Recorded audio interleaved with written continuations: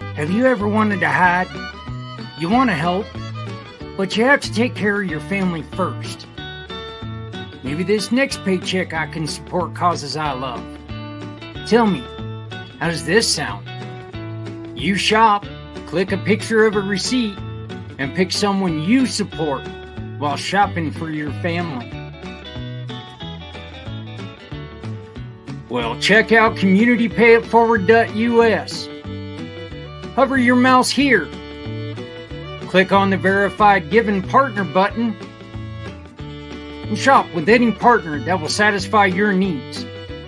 Grab the receipt because every time you shop, a Community Pay It Forward mission partner receives anywhere from 80 to 90% of a referral. You can find the mission partners by going right here. Each mission has a QR code so you can upload your receipt. And that's it. Shop, click, and pick. Join the program. You shop with small businesses and support great people. Great people who need a little help, or help to support the great people doing great things. Because with Community Pay It Forward, you don't have to hide anymore. Community Pay It Forward knows every small business is essential.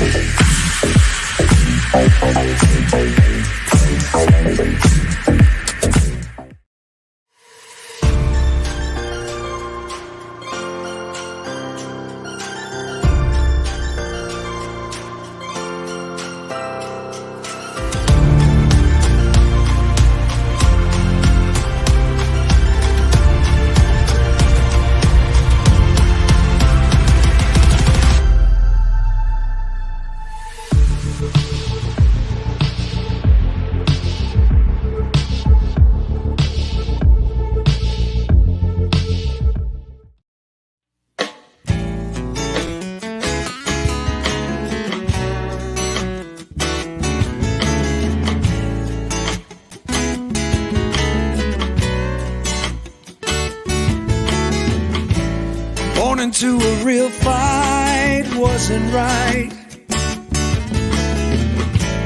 Where can she dream here? I got to sit and listen to that great man perform a couple of songs at the Celebration for Life for a really dear friend who we lost earlier this year. She lost her life to cancer, and we got to celebrate her life this last Saturday. And it was really good to see some of my biker friends. And I'm not in that world as much as I like to be anymore. And it was really cool seeing some of the guys coming back from Florida, some of the girls come back from Kansas. Dear friend just found out she just moved back from Hawaii, and another group of really good friends that helped me out right after my accident that ended up showing up in town all the way from New York. So, Ducky, we're going to miss you. And I love that Mike told that story, and the story is very simple. And I'm just going to start with this. My buddy and I from Darrington Automotive, Logan, and his beautiful wife, Rania, we had a booth at in Idaho Springs here in Colorado. And so we went down, set up, having all kinds of fun. First day wasn't really all that busy, so we made it through it, and we decided to go out and grab something to eat that night, head back to the hotel room. Well, we went out with this couple that I'd never met before, but went out with them anyway and had a great time. Went to this little pub and Tommy Knockers. It's I don't know if you guys know who that is outside of Colorado, but Tommy Knockers is a brewery and pretty cool little place. It was all lumberjack theme and stuff like that. Pretty cool little place, and it was kind of funny because the ladies asked for shots. We had Rainier and we had Cheryl, and they couldn't decide what they wanted, so they asked the waiter what they thought, and the waiter simply said duck farts, and the girls were like, "What?" And the guys were even stranger. What? Well, they ended up ordering a round of duck farts. I'm not drinking a duck fart, so that point in time, I wasn't drinking a whole hell of a lot of anything. So they went on ahead and did that, and then the menus were there. And all of a sudden, Cheryl orders a duck burger with duck sauce or with duck bacon and a special duck sauce. Of course, my first question is how the hell hard do you have to squeeze a duck to get it to sauce? I just don't know how hard you have to squeeze. And where does the bacon come from in a duck? Okay, I've eaten a lot of bird in my day. I have never seen a strip of bacon on any bird unless I put it there on a turkey or something. So from that point on, she became Ducky. I started calling her Ducky. And so it was really great that Mike ended up bringing up that story, and it was such a great time, and just seeing, like I said, just seeing the friends there and reliving that, it was awesome. I mean, it truly was. So once again, Cheryl, to you, all of my love. You're going to be missed. You truly are. You're already missed, but we had a good time. And like I said, Theron was there. Theron played a couple songs, even went out of his way and played a Garth Brooks song. And he said, "This is all I need to be in a room full of bikers and screwing up a Garth Brooks song and see how well that goes." I listen to Megadeth. I don't know. Can you screw up a Garth Brooks song? I guess you can, but I wouldn't know if you did or not. So, we had another great show on Monday, and we're going to be playing the replay right after the pACT episode. So please stick around. Leslie was a dear friend to the show. You guys have all seen her before. Leslie was on, and she was talking about a lot of things due to the mental health of women. We all know that there's a difference between men's mental health and women's mental health, okay? One of the coolest things about doing this show on Mondays is we get to learn more about what people are doing. Our guest tonight, which my co-host is going to be introducing here real soon, he was our second guest on Footprints Forward. He was our second guest before it was called Footprints Forward. Let's put it that way. So, he's almost like old hat in the 6 weeks we've had the show. So, but we're excited to talk about him. He is very busy individual. He's got two different programs that we're going to be talking about tonight. And with that being said, I am so proud to introduce, everybody knows her, everybody loves her, the goddess of the grape, Miss Stephanie Samos. How's it going, Mommy? Going good. That was a great intro, Zach. You had me laughing back here. I'm going to tell you something. That was one of those things that we were in one of the most beautiful places in the world. Idaho Springs, Colorado, just gorgeous. Our natural amphitheater, this little place that we were. And so the music was the music was just like bouncing off the mountains. Beautiful, beautiful sound. And then we get there and they want shots. And the guy says duck fart. And I'm like, well, the duck everything got me. I mean, oh, I love yeah. bacon, but I've never had duck bacon. Sweetie, until that day, I'd never even heard of duck bacon. And I still want to know, how hard do you have to squeeze a duck to get duck sauce? I mean, so, but yeah, and I mean, like I said, ever since then, she was Ducky, and she was like, I've already got a name. Her road name was Blondie. And I'm like, yeah, I know, Ducky. And she's like, no. And I wouldn't let it be. She was Ducky from that moment. And she's always going to be Ducky to me. So I love it. I love it. Well, Stephanie, we have Tyreek joining us again. And why don't you tell a little bit of the story about Tyreek and yourself? You guys have a long lasting friendship. Yeah. So Tyreek and I went to school together. He knows my husband really well also. So it's been a number of years. He grew Almost up. 5 of them? No.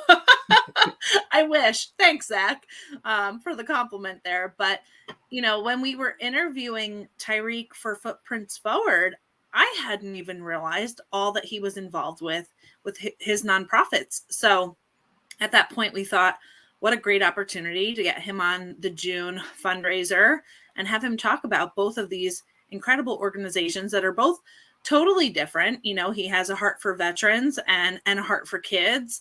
And, I think we should just jump right in, bring him on and have him kind of talk through some of the fun things that he's doing with both. What do you say? Yeah, I think that's a great idea. You know what? And like you, he has a new addition to the family as well. So why don't you do us the honors?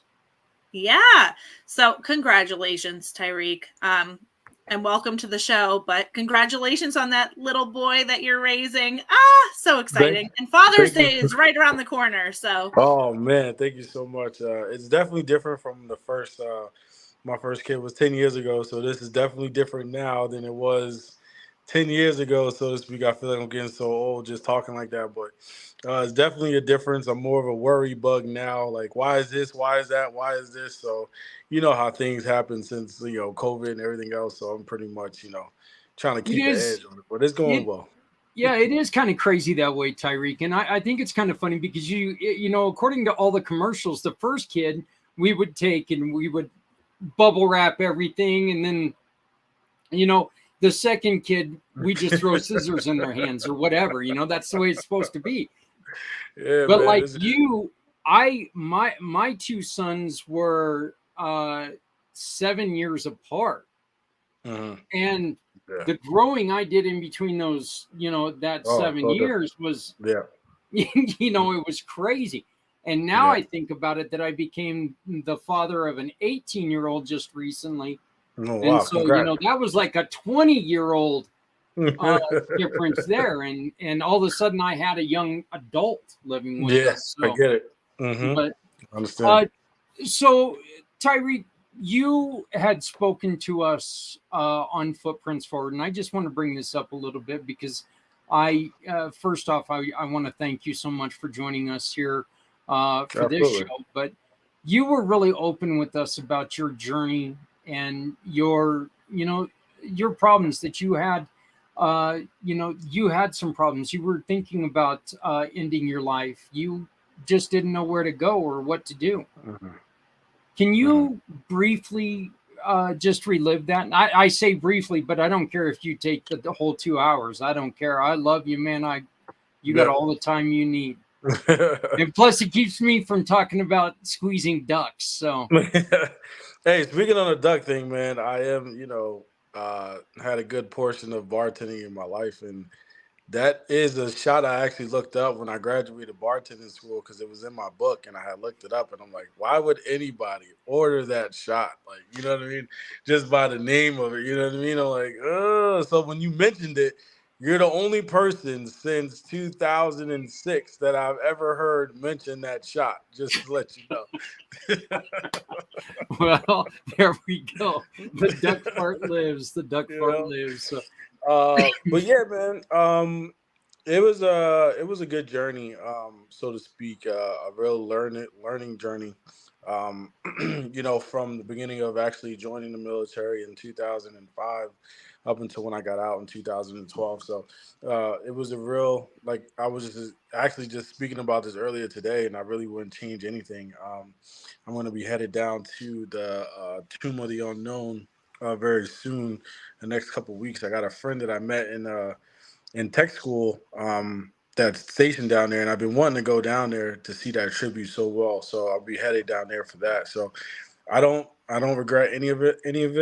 We go through what we go through for specific reasons, and you make it out of things for specific reasons, and I just love telling stories and talking about it, and being able to encourage the next person to kind of make it through, because everybody experience is different, but it kind of comes around the same type of idea. So, I'm always willing to kind of touch base on that. So, it was very deep because my meaning of joining the military wasn't the reason why I ended up staying in the military, if that makes any sense, because I strictly joined just to get something different. I needed discipline and everything else. And then I fell in love with it, became such a brotherhood and such a family that, you're willing to do anything for it at the point in time. And, deploying for about 7 months or so, dealing with those inclement conditions and just dealing with everything over there. Being away from home, being away from family was tough.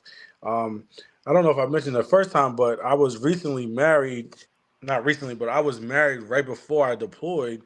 So actually being a newlywed, leaving, and going over there was even more crazy, so to speak. And then dealing with family problems and then dealing with, the task at hand, and then, the realization of actually being in a war zone and then having to come back and to adapt to that. So it was a lot going on emotionally. It was a lot going on mentally, to where I had to see counseling a couple times, and that actually did help me.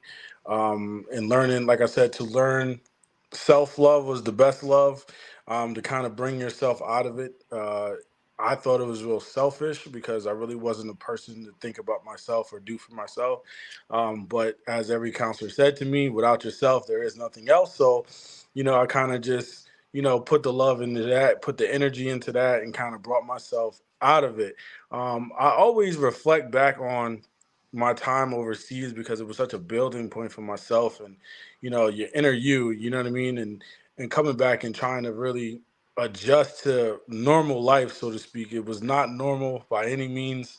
Dealing with, the PTSD and everything like that. Like, to make it to where I am today, I'm very, very thankful and very glad I had I built a support system for myself and had that and was able to kind of conquer that and kind of move forward. And then, like I mentioned on the previous one, going through that episode where kind of wanted to hang it up.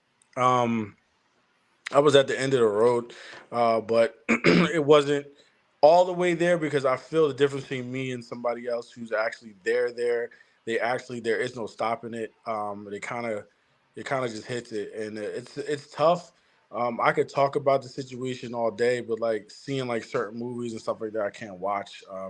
It's very like it's more painful that way, so to speak. I don't know why, but it just is. So I kind of stay away from that, but if somebody needs help or whatever the case is, I don't mind having conversations with them. And being in that dark space, I've never been in that dark space before. That was actually my first and only time actually being in that space to where you feel like that is your only option.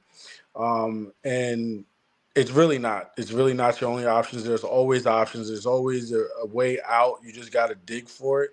And I truly believe in, you're giving battles for a certain reason. And my reason now is to help people go forward, so you can't tap out.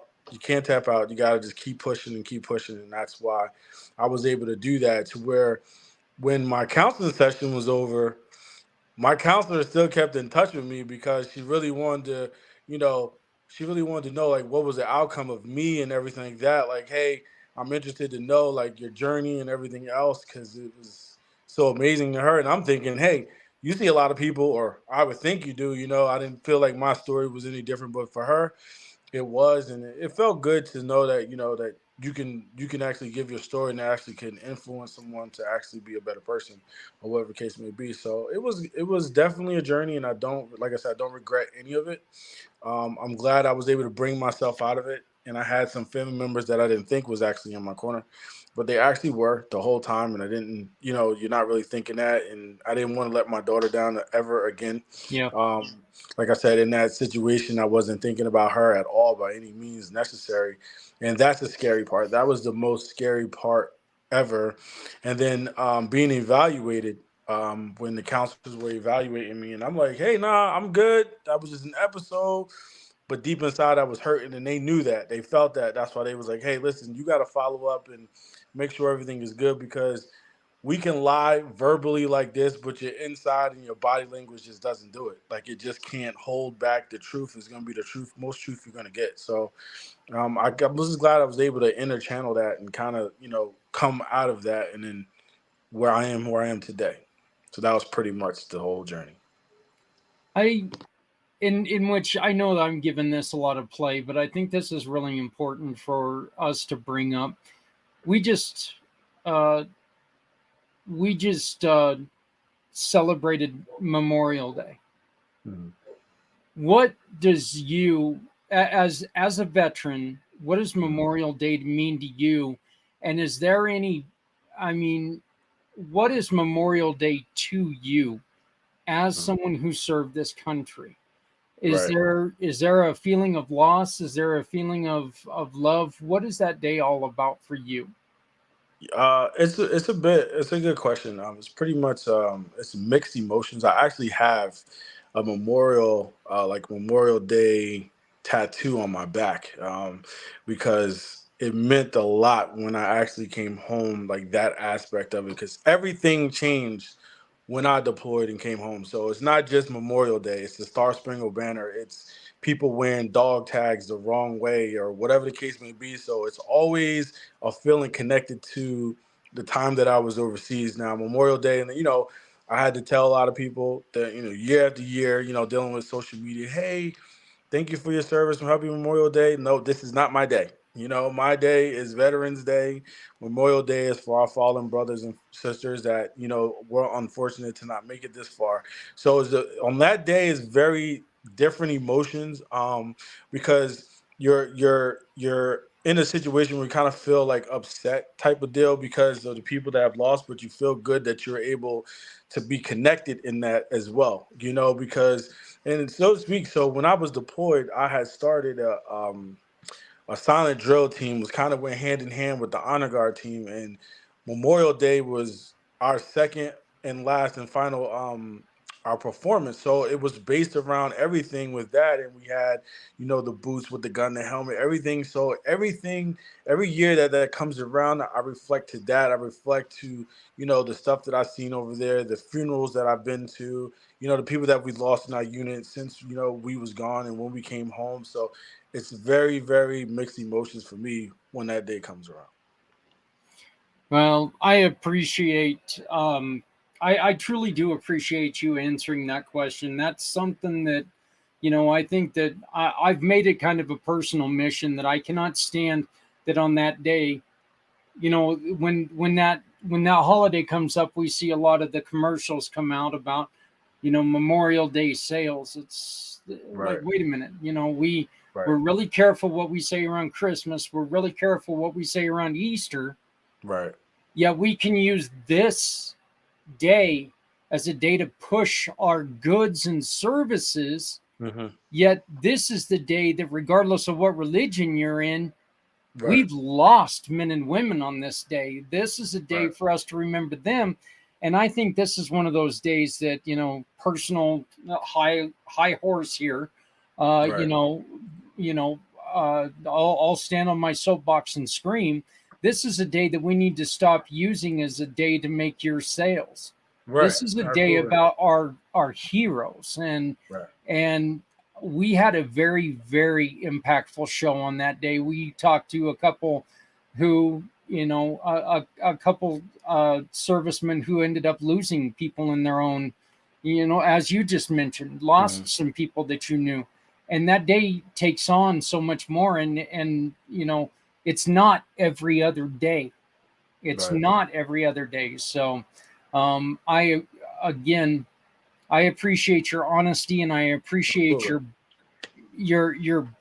being brave and talking about it, because I know that, look, yeah, you don't mind talking about it. You state this.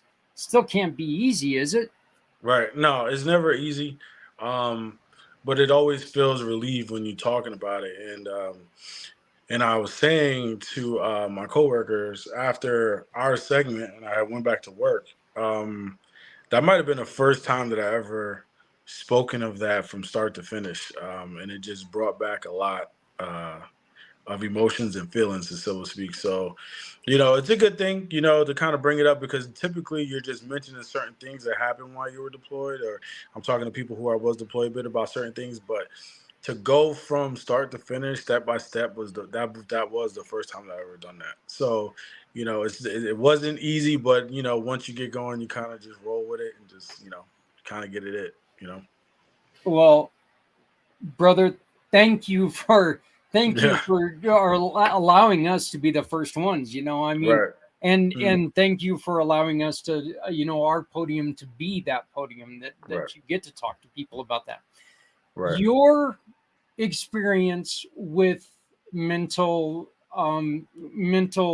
needs, mental health, has led you down a path of, and we're talking a huge path of helping others.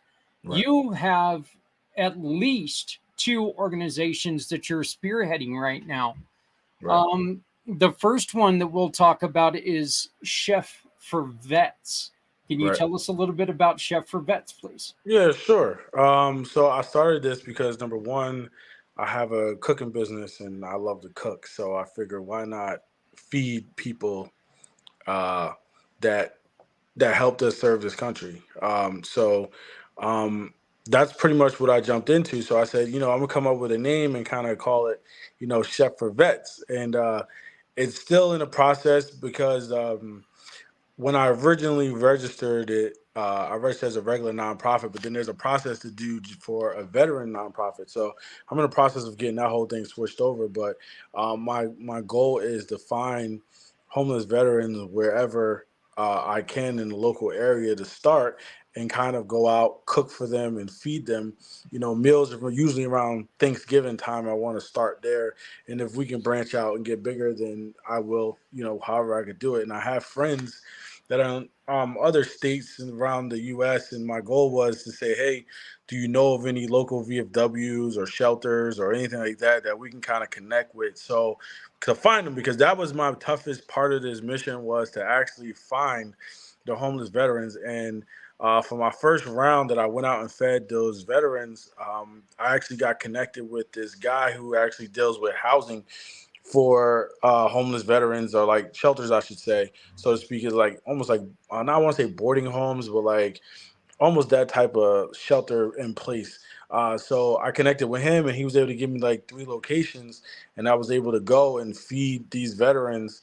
And it was so good to hear their stories and talk to them, and you feel instantly connected, and it's almost like a superior thing. Like they've been there, they've done it. You give them the utmost respect, and to actually do something for them, and they were like, hey, you did this for us. We appreciate it, and that was the most satisfying feeling that I felt. Dealing with that. So that's what I want to do year in and year out. Every time around that Thanksgiving time, kind of go out and feed as many as I can, and go from there. So that's the whole spiel behind the Chef Events. You and I did talk about this when we first met, that, my family, for 20 years, we gave away free food boxes for both Christmas and Thanksgiving. And Right.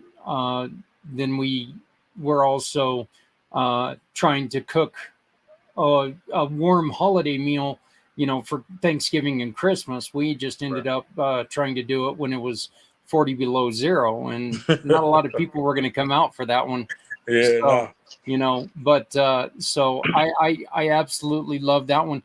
Uh, Can you kind of take us through what you feel when you're cooking for, well, just let me put it this way. How do you feel when you're cooking for that much of a purpose?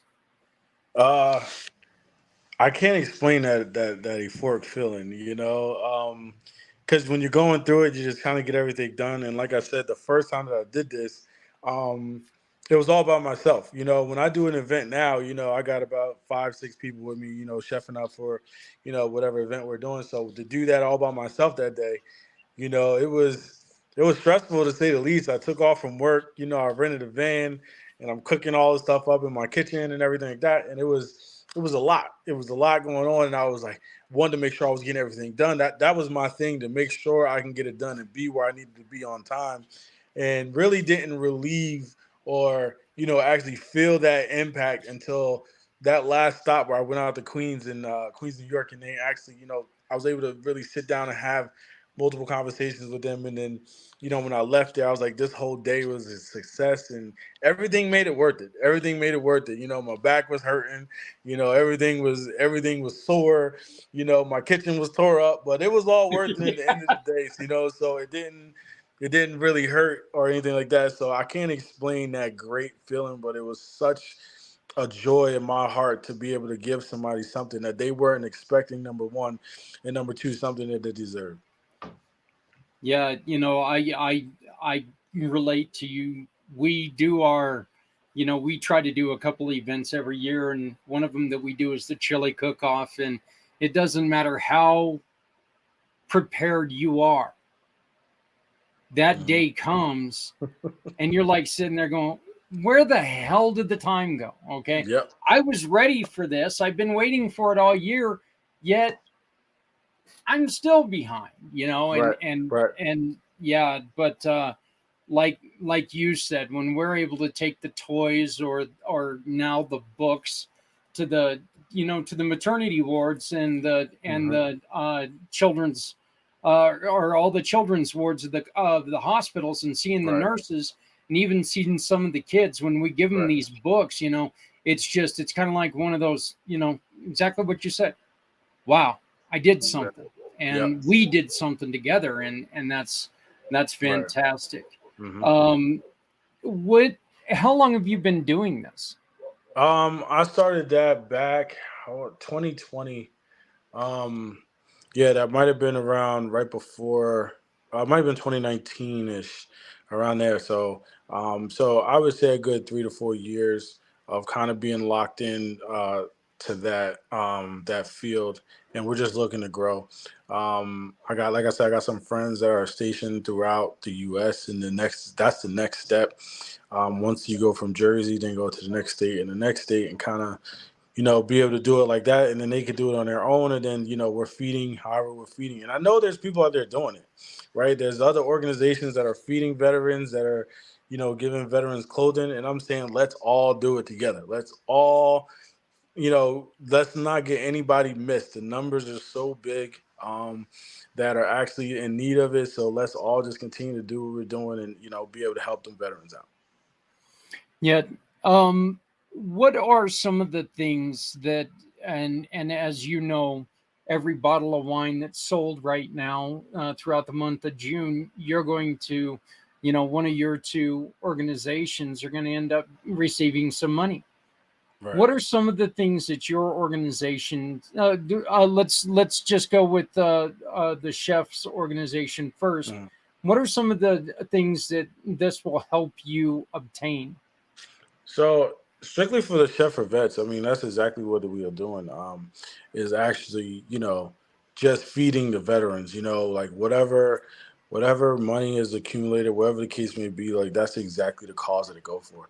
And if it happens to where I could do it more than one day and more than one weekend or whatever the case is, then that's what we do. When I did this before, and I had friends reaching out to me, wanting to give me money for this. I told them, don't even give me money at the time. I didn't even want the money. Like, just if you got the local shop right online stuff, let's go there, order the food. I'll go there and pick it up, and I'm gonna just cook it. You know what I mean? Like that's what I'm about, because I feel like a lot of organizations are out here doing things or saying they're doing things for the right cause, and they're really not.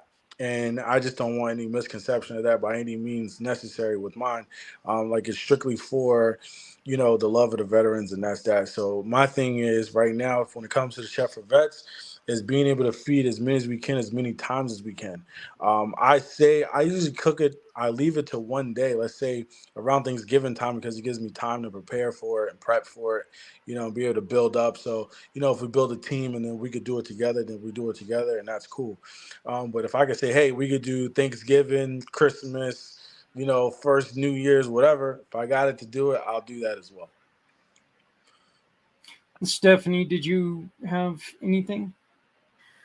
I'm just curious now that you have a few more people on your team, what your goal is for this year. I know you've done a lot of meals just on your own in the past. We've heard this story, previously. So I'm just curious if there's a goal for the end of the year.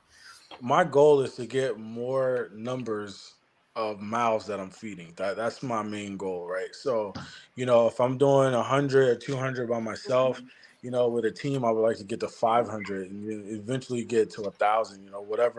Whatever number. To me, the ceiling is there, is infinite. So, my goal is to get it in more and more people fed.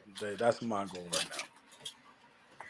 I love that. If people want to support and want to put in a ShopRite order or send you, what is it called? Instacart, right? When the time comes that you need all the supplies and stuff. Correct.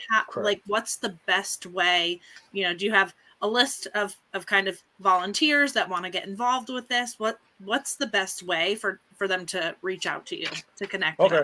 So like I said, I would say by the end of, now that we got paternity leave over here, we got 12 weeks of free time, we can actually attack all these things. So within the next month or so, I will have everything operational as far as like people be able to see stuff visibly, as far as like social media or websites, things go like that. So they'll be able to contact like that. We do have a email, Chef for Vets at hotmail.com. Like that is the email that I have currently for that. But like I said, we're gonna grow from that as well in the next month or so. That's one of my goals here when I have downtime from the little guy, is to kind of get all my things that I was dealing with, up to par and where they need to be. So when we do get there in November, we're ready to go, because I want to have everything locked in a month prior to that. So, anything we got to knuckle up, we'll be able to knuckle up in that time frame. Do you ever get people, in which this is one of the things also you and I did talk about, that I had local restaurants that, when we did a couple of the cooking, we had like the Tilted Kilt that would cook, they have the capacity to cook 5 turkeys.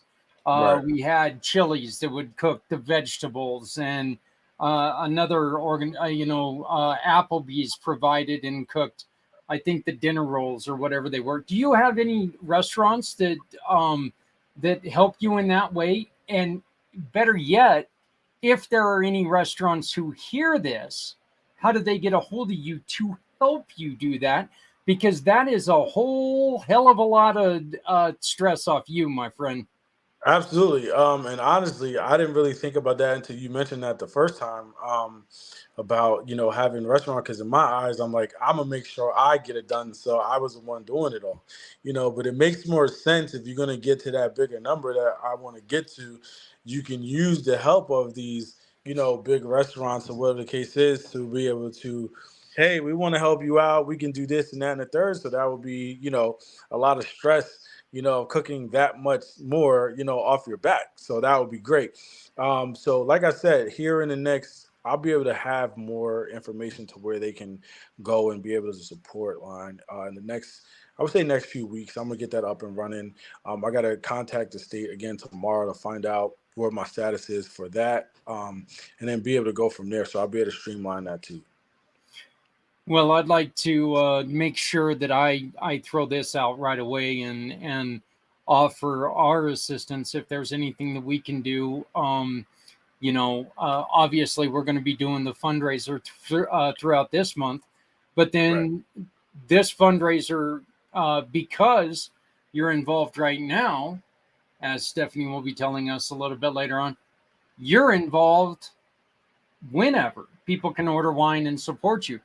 But Right. we'd also like to help you out through Community Pay Up Forward and maybe help you raise some money, finding Right. out if we can also help you make some partnerships with restaurants and stuff, because, Right. you know, what you're doing with Chef for Vets is so important, you know, because look, the holidays are the holidays, and I don't care if Right. you celebrate Christmas or not. It's Right. always nice to get a hot meal, you know. I Right. mean, Right. and you know, and I know that there's a lot of pushback every once in a while, and I just think that's a little ridiculous. Right. Let's talk a little bit about Top Tier Sports Group. And I know this one's important to you because you told us before that athletics were one way that it helps keep you out of trouble when you were Right. younger. Absolutely. So this got started back during COVID, because me and a partner of mine, we were coaching together, and we were kind of talking about, how we can help some of these kids uh, get from one level to the next and kind of streamline keeping their head in the right place. So we started Top Tier Sports Group, and for that first year, we started training kids that really couldn't afford it, that we knew we couldn't afford it. And it's not just for the kids that can't afford it; it is for all the kids, essentially, that we deal with in this area. But mainly, those are the kids that we wanted to target because we know that they wouldn't get this opportunity in other places. So we started training them, and at the end of the training, what we did was we compiled a team together, and then we took them down to different tournaments to play. So we traveled. So we went to Atlantic City, New Jersey.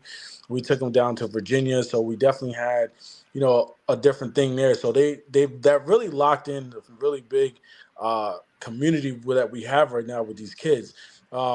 So those kids, that was about 3 years ago, and now that these kids are now in high school, so now they're freshmen in high school, ending up their freshman year, and I just we had a training session yesterday for some of these kids, and it's so good to see them and how they grew so far, and and it's keeping them out. Like I said, it's keeping them out of trouble because it's very easy nowadays for these kids to just go the wrong way. And we actually just sponsored a kid to go to 6 different football camps to be in front of colleges. So he's like, this is great.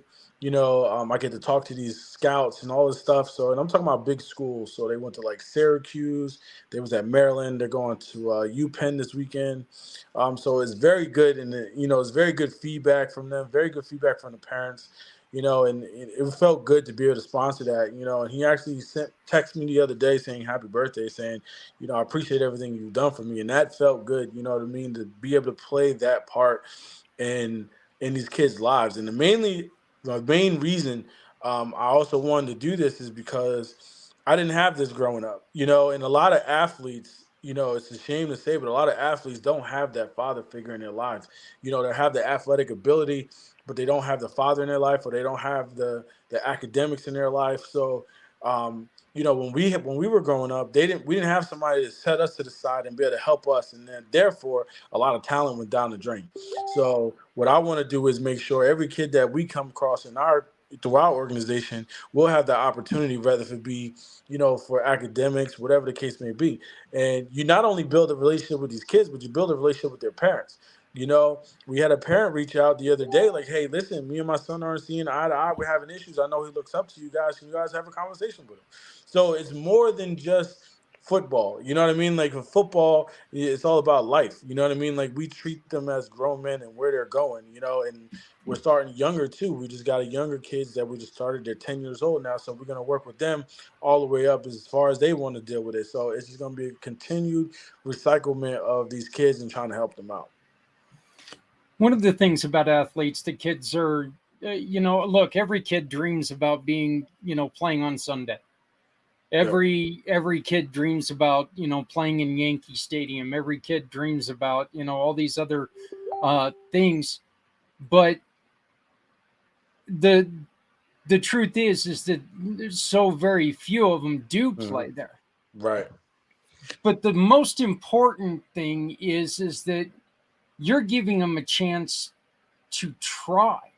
Right. You're giving them a chance to get out there and actually do something, because nobody's ever made it if they didn't have the chance. Right. There's no one who's ever made it if they didn't have the chance to do it. Right. And just on a personal note, I loved that when you started talking to this, man. I love seeing how much your face lit up. You were so, you started talking about some of these kids going to these other Right. schools. Brother, man, Right. your face just lit up like, like these were your own kids, It Right. was Right. really cool seeing that. Right. Yeah. So what is the first thing that you tell a kid when they come to you? Well, what I first do, you ask them like, what do you want to do? Do you like football like this much? And I see a lot of potential in you. Do you want to get better? Like that's my main thing. Do you want to get better? Yes, I do. All right, so let's go talk to mom and dad. We talk to the parents and we say, hey, listen, because right now we're doing training sessions. Every week, every Monday, we're out there on the field with these kids, and I tell the parents, we don't want any money. We're not charging anything for these training sessions because we believe that training them is going to get them better, and that's all that's best. That's what's best for us.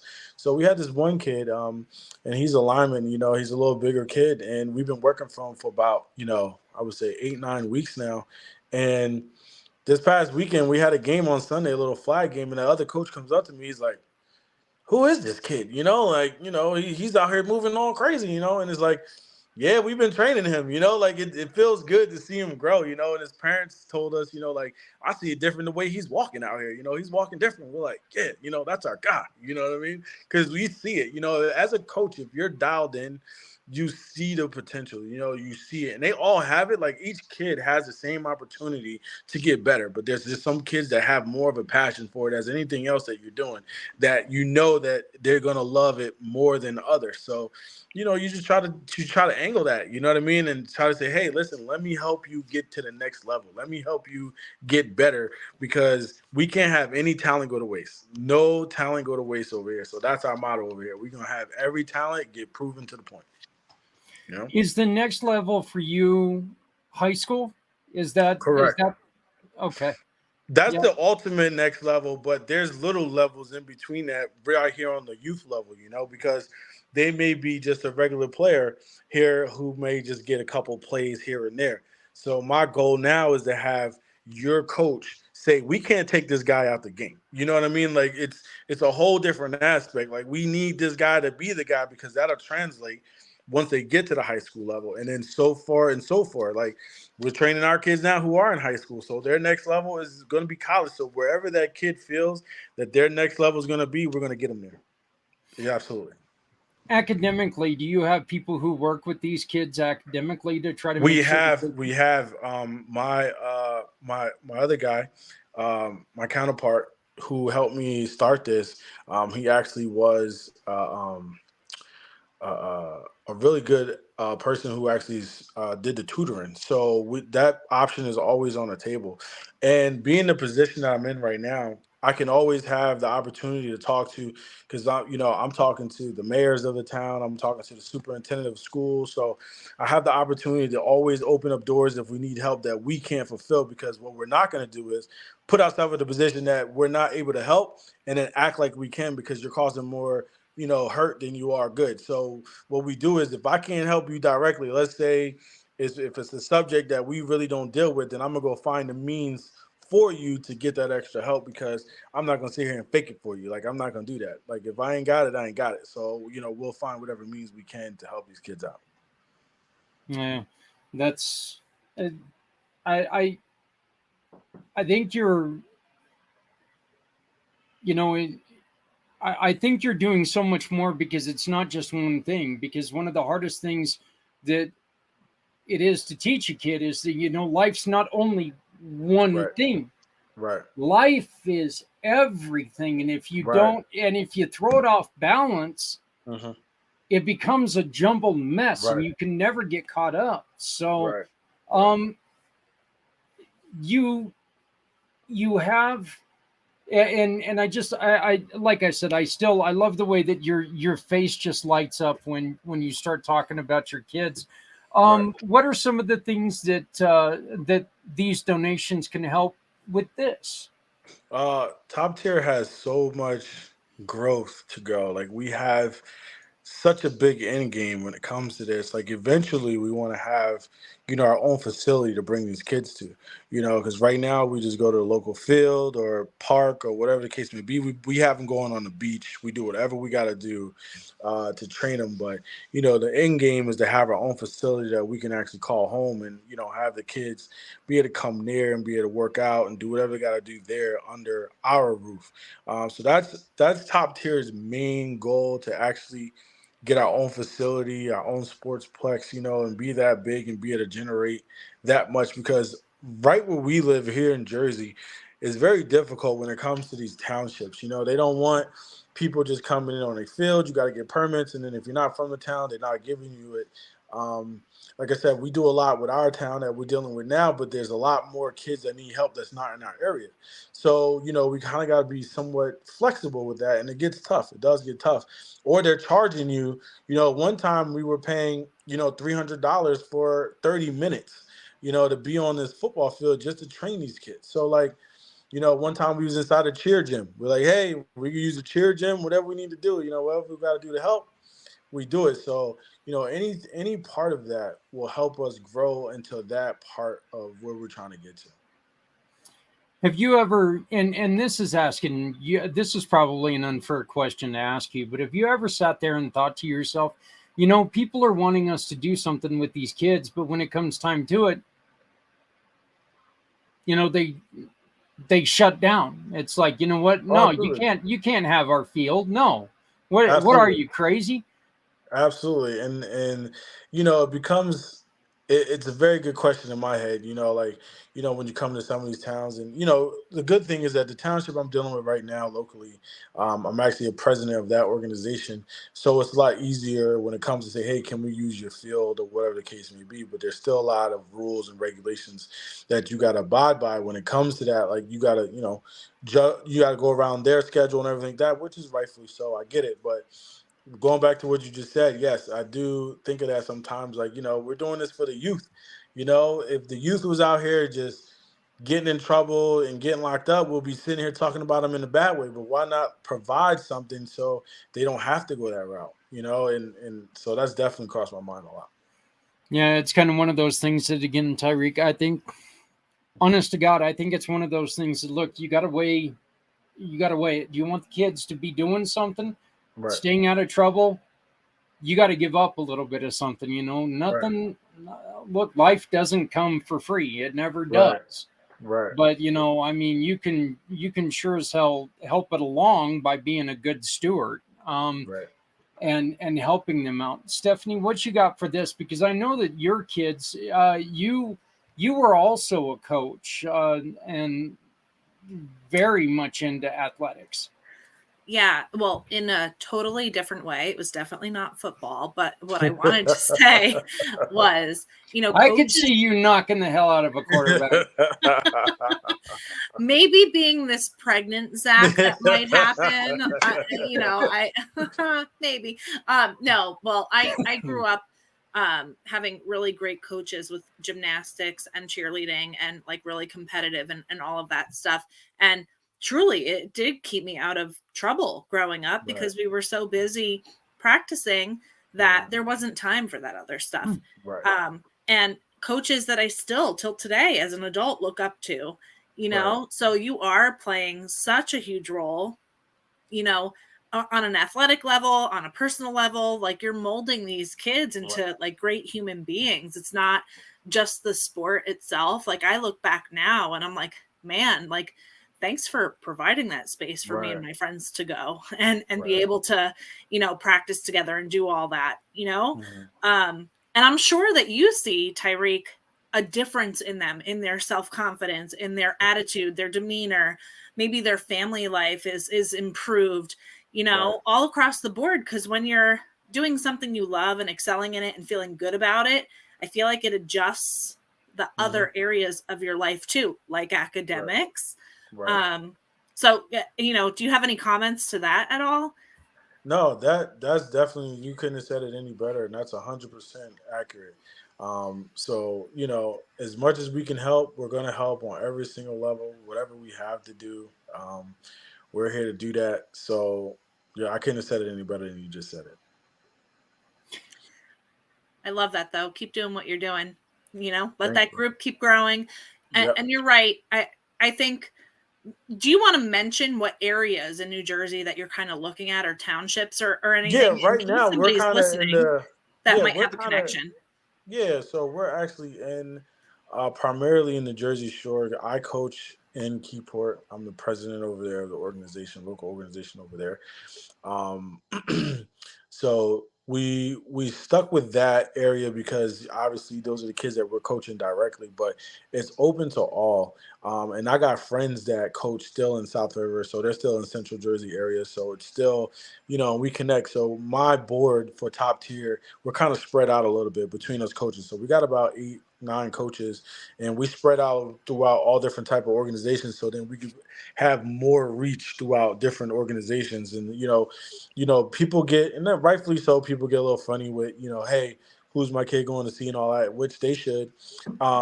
But so that's why we have our guys in different organizations. So then, they get familiar with these coaches and they say, hey, listen, we got some extra training. We got this. You can come on down. And then they come on, and then, we go from there. You guys, are you guys being affected pretty heavy by all the smoke? I saw New York City was just covered in smoke. Absolutely. Right now, like actually one of the kids texted me today. He's like, Coach, you see this? I said, yep, stay in the house. We ain't doing nothing today. So enjoy that. Next couple of days off. I'll see you next week. So it's definitely, honestly, it reminded me of Iraq. Like when I saw like orange skies, I'm like, wow, this is bringing me straight back to overseas. And I'm like, I'm not going outside. I'm just going to stay right here, definitely. Well, all it did was remind me of about, I'm going to say maybe 10 years ago, there was a fire that started right outside of Fort Collins, and it just engulfed our whole area in smoke to where you couldn't walk outside without your lungs hurting. And, it was just, and it was terrible to breathe. We were having people have terrible, terrible asthma attacks. And it was just, so I saw that on the news, and I was, I feel for everyone because of that. And, first I saw it was in New York City, and I was just thinking, well, that's what you get. But, that's the Devils fan coming out. That's the Jersey Devils fan coming out. So, hey, let me ask you this real quick, because I know New Jersey Devils do have programs and that, and I know a lot of it does have stuff to do with hockey, but PK Subban was a huge influence when it came to young athletes, and especially young African American athletes there. They've got a Buy Black program where a handicapped veteran during every road game this year, they wore their logo on the side of their helmets on every road game. They do a lot of stuff for kids that are struggling a little bit. Have you reached out to them at all? Have you? No, I have not. Mm-mm. And so, and and this is, this is just me being the fanatical. I am a fan of them, but I mean that maybe that's something that, I don't know if they would help with football, but I would imagine they would, because they do. And like I said, PK Subban, where he spent the last 3 years of his career with the Devils, he wasn't the same player, but by God, I would do anything to see that man wearing a sweater again, because he was so good in the community. Right. And what are you hoping that these kids, what is the lasting image you want to leave with these kids? So the one thing I want to leave with the kids is that, they became a better person and a better athlete, due to our hard work and dedication that we actually give them, and at the end of the day, I know, if you put in time and work, it's going to happen, because that's the result of hard work and time. So, us, I've seen the gratification, me and my VP were talking, and, just seeing these kids just, talk about where they've been and where they're come, their journey that they've been, the few years that we've been with them, is the gratification that we need. So we know that it works. So I don't believe in my heart of hearts they're ever going to forget that.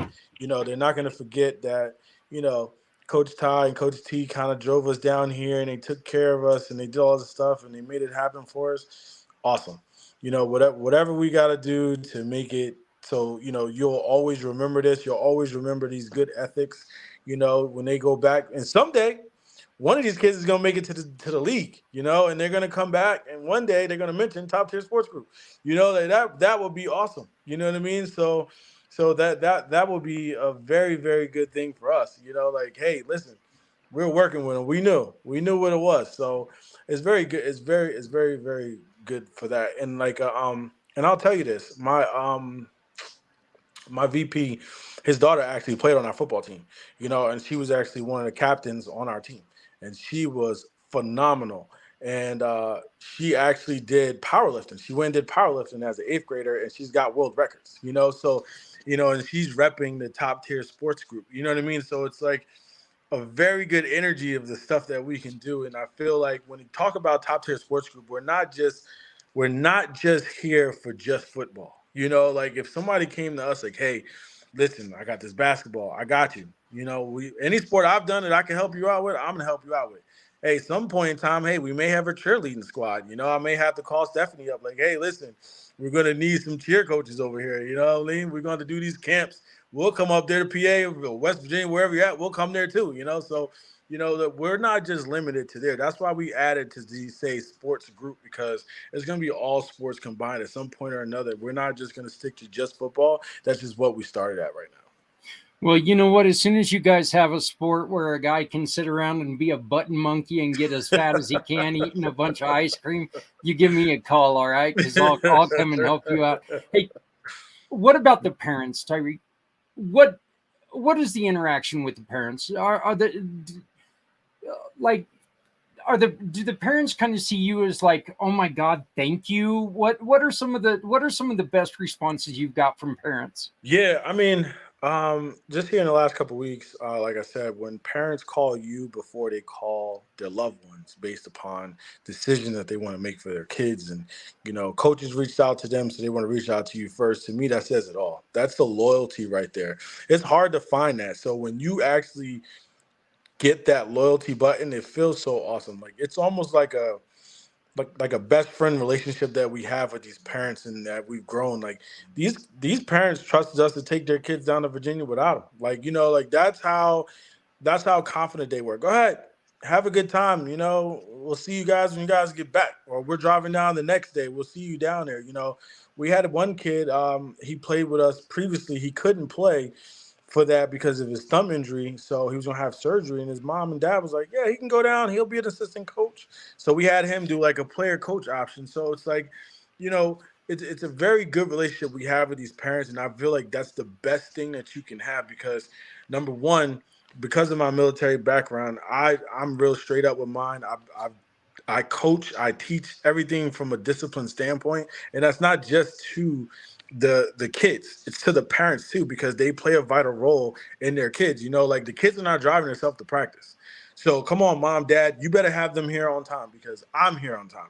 So you got to have that relationship to where you can be brutally honest and tell them, and then rightfully so. It's a two-way street. If you feel me as a coach didn't do something right or wrong, or whatever the case is, you need to come talk to me, come talk to me.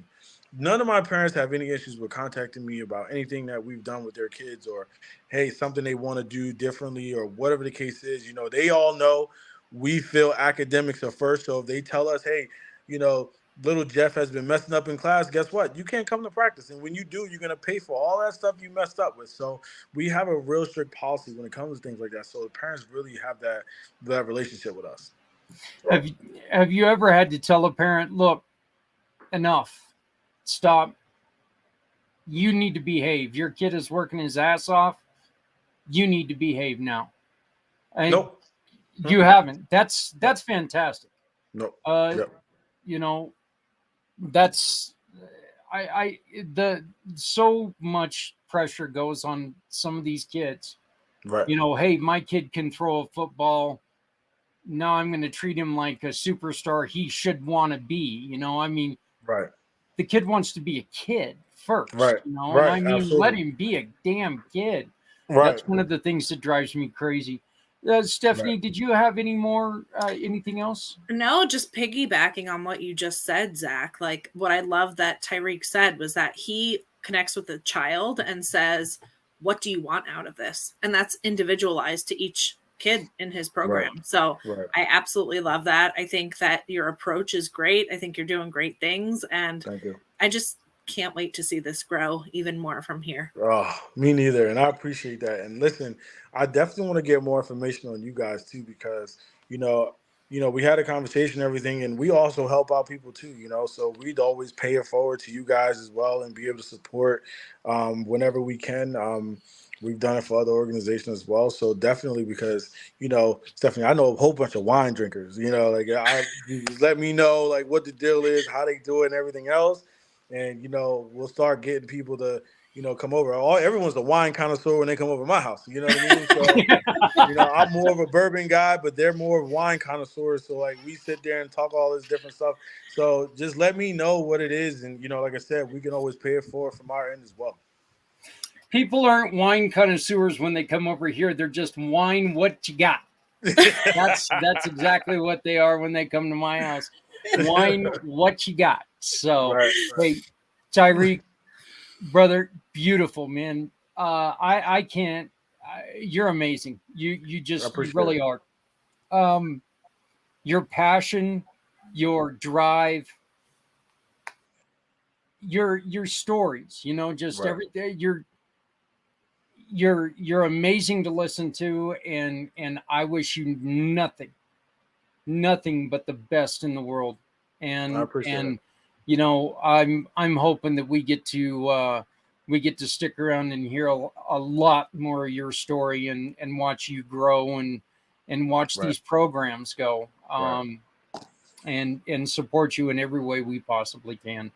I So appreciate it. Anything you guys need, just let me know. Stephanie, I appreciate you reaching out from the rep, because, you never know what doors may open, so I really appreciate that. You never know who's listening or who's watching or whatever the case may be. So, to be able to, sit here and to talk about the things that, we've been working hard on, and, you sit back and you're like, wow, it's been this long that we've really been, digging deep in these trenches. So I appreciate that. It could be anything or whatever the case may be, whether if it's any donation helps us. You know what I mean? $5, $10 is more than what we had. So, we appreciate, we're not the type to be like unappreciative or anything like that. Like, that's why I haven't reached out to really anybody, because we typically try to dig it all ourselves. We try to fundraise within our own organization and use that money right back into these kids, so I really wanted to say thank you from the bottom of my heart. And, I talked to my VP and he's well on board with me. We're very in tune with each other. So, we appreciate everything for this and anything that could benefit for it, or just reaching more people, reaching more kids, whatever the case may be, like whatever that may be. We just want to thank you for it. Thank you for the platform. Absolutely. Oh, yeah. And you guys heard it, a couple dollars goes a long way for these kids. Right. You want to Right. sponsor a child with their program or Right. sponsor a child to go to more colleges, Right. reach out to Tyreek. It's a great way to kind of Right. give back into the youth. Right. Appreciate look, it. the facts are $22,000 is a great donation, but so is $22. Absolutely. I mean, it Absolutely. truly is. Every penny, every penny Right. is a penny that they didn't have before, and the Right. give Right. when you can. And I mean, we know times are tough. We all do. Right. Absolutely. Times are tough for every single one of us out here. Right. But Right. I mean, so how did they get a hold of you, my friend? However they want. I have a phone number, I have an email, we have social media. For however, whatever you want me to give you, I'll give you. So for Top Tier, we have Top Tier Sports Group that's on Facebook. Also on Instagram as that Top Tier Sports Group. We have a little renegade little logo there. Top Tier Sports Group at hotmail.com is our email. My personal email is rickrobinson2010 at hotmail.com. And phone number 732-875-2948. Anything anybody want to do to reach me, they're more than welcome to do so. Well, we're going to be looking and watching to see what you got going on. Right. and we're going to be following up. I invite you to go on ahead and stick around if you have the time and listen to Stephanie do her stuff, and you can ask any questions that you have of her, because Absolutely. it is time for the goddess of the grape to take over the show and do what she does best, and that's talk about the wonderful wines. Stephanie, you're please up. do. Oh, I'm excited because I actually really wanted to highlight the dads tonight, and I have 2 dads with me. So really, really exciting. If you're watching for the very first time, my name is Stephanie Simoes. I am a cause entrepreneur with One Hope Wine. We are a cause-centered winery out of Napa Valley. So what that means is every single bottle of wine that we sell gives back to make an impact. In fact, every bottle actually gives back twice. Once to the organization of your choice, which of course tonight is either Chef for Vets or Top Tier Sports Group. Zach has the QR code right on the screen there. So all you have to do is take your phone camera out, hold it up to the QR code of your choice. The top one is Chef for Vets. The bottom one is for Top Tier Sports Group. It will take you directly to the fundraising page where every purchase is going to give back to that organization to support everything that Tyreek is doing with these kids, with feeding these veterans, all the things that you just heard. If you are on a browser and you would rather type it in, right underneath the QR code, onehopewine.com/event/ and then each one has a 6-digit unique code that will take you right to the fundraising page. And like I said, every single bottle gives back. Father's Day is around the corner, so I can't wait to talk about that. So let's dive in, if you don't mind. Let's jump right to it. This where you wanted to start, or did you want to start on the other end? No, I think we're good there. Nope, we're good there. Right. Thank you, Zach. You're awesome. So what, and I know that this is the first time I think Tyreek is hearing about One Hope Wine. So I'll kind of do the quick run through and an overview of who we are. So like I said, we're out of Napa Valley. We have some of the most incredible winemakers in the industry: Robert Mondavi Jr., Mari Wells Coyle. If you're a wine drinker or a wine connoisseur, like Tyreek was mentioning earlier, you may be familiar with their names. Our head winemaker actually came over from Sterling Vineyards because she really believed in the mission with One Hope. To date, as a company, not just me, Zach, we have donated over $9.7 million to date, locally and globally, to over 42,000 different nonprofit organizations. Nice. So really proud of that. We are a private wine label, so our winemakers do make our wine. In case you had that question, we do not source from other companies. Our winemakers do source the grapes, or they're grown on our property in Napa, and they make our wine. And it is certified organic, actually. Something we've been working on for a really long time, but we have that paperwork, so it's official now. And it's really simple. You get the wine delivered to your door in 3 to 5 business days when you support the cause of your choice. Literally, across the U.S., 3 to 5 business days, you'll have the wine, and you're donating to your favorite charity at the same time. So that's what I love about this, is the give back.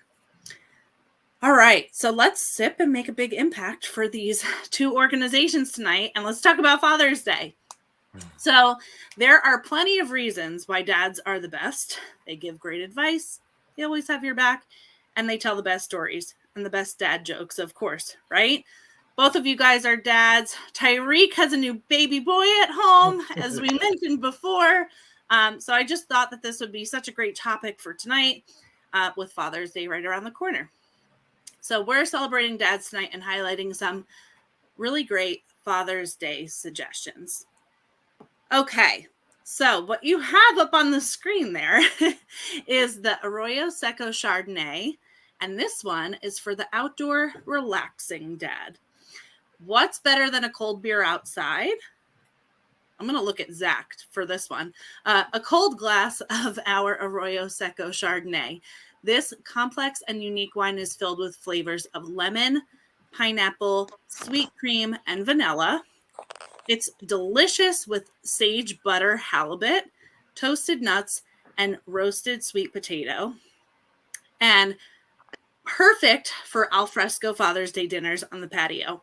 Now I have a chef listening to this show here, so I better be on my game with food pairings here. Yeah, you got a chef and a fat guy, so now you're really in trouble. Stephanie, is this listed as a white wine, or is it a? I mean, obviously it's not a red, but it looks. It doesn't look white either. Is that just the coloring, or is that?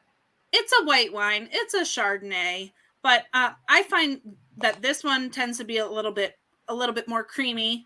You know, it's not a super light white wine. It is a reserve Chardonnay, so it's going to be a little bit more medium bodied. But it is white. It's not red. It's not a rosé. It is a white wine. So that is the Chardonnay. Next up would be our Vintner Collection Cabernet Sauvignon. Peanut butter cookies is a perfect pairing with cookies. Yes, it is delicious with cookies. But it is the perfect pairing for the backyard barbecuing dad, if you have one of those. So our Vintner Collection Cabernet Sauvignon features a big mouthful of dark berries and toffee with an echo of vanilla. So if your dad is one who enjoys a delicious steak on his special day, this one is the ideal pairing. So, you know, what does dad like to eat on his special day? Really depends, right? So we have a few different wines in the lineup to try to help guide you along your way as you're looking for Father's Day gifts. This dad likes the peanut butter cookies, so I'm in. Love it. I love it. Next up is our Napa Valley Merlot for the culinary pairing dad.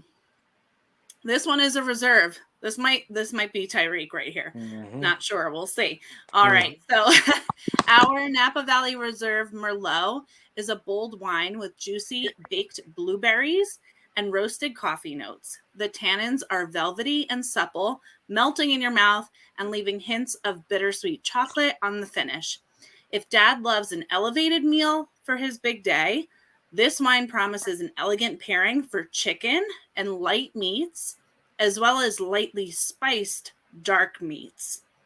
So that one is our Napa Valley Reserve Merlot for that culinary pairing. You guys should be enjoying a glass as we're going through this. My goodness. Okay.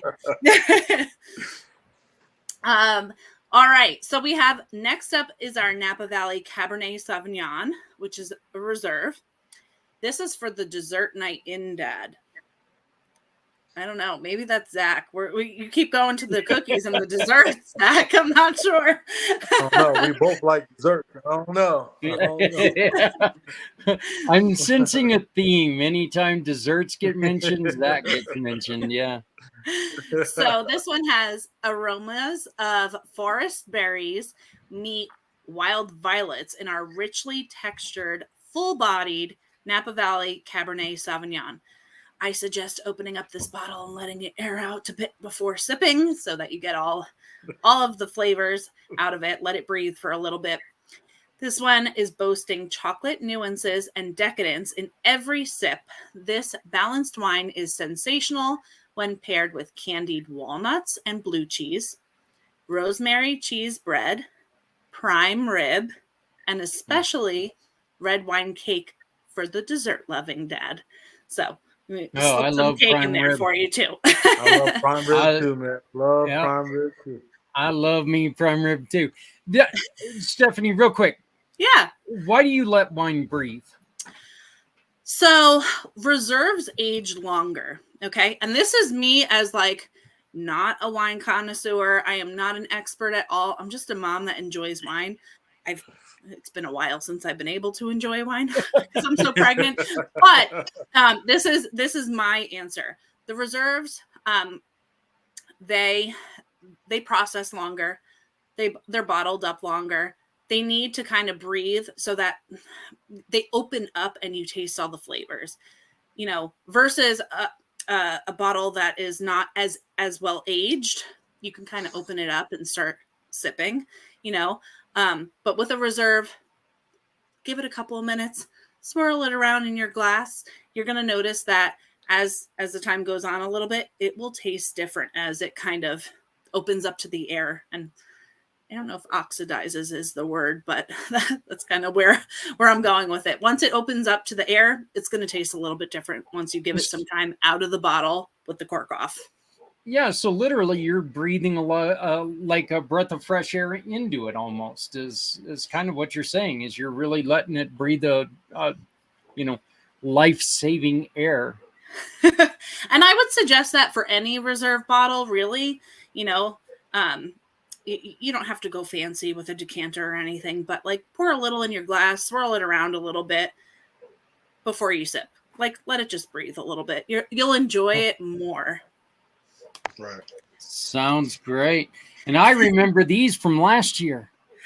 Yes. So I love this one. This is our pizza night gift set for the pizza loving pops. Kick Dad's pizza night up a notch with our pizza night gift set. Whether he's crafting pizza for a Friday night with friends or a date night in with mom, we have him covered. Just add his favorite bottle of One Hope wine and let the pizza party ensue. This set includes artisan salt, pizza dough, pizza sauce, and a recipe card. What I love about this is that you can really customize and pair it with any wine. If Dad likes a meat lover's pie, I would go with a red. If you want like a veggie, go with a white, or maybe just a cheese pizza. You can.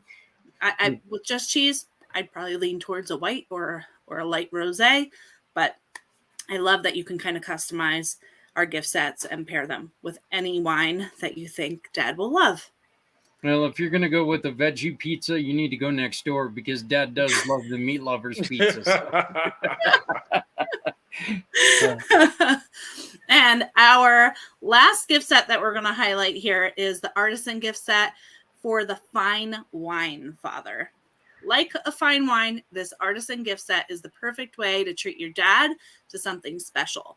He'll love opening a bag of artisan chips, slicing the salami, dipping into the tapenade, and uncorking a bottle of One Hope wine. And again, you can pair any One Hope wine with this.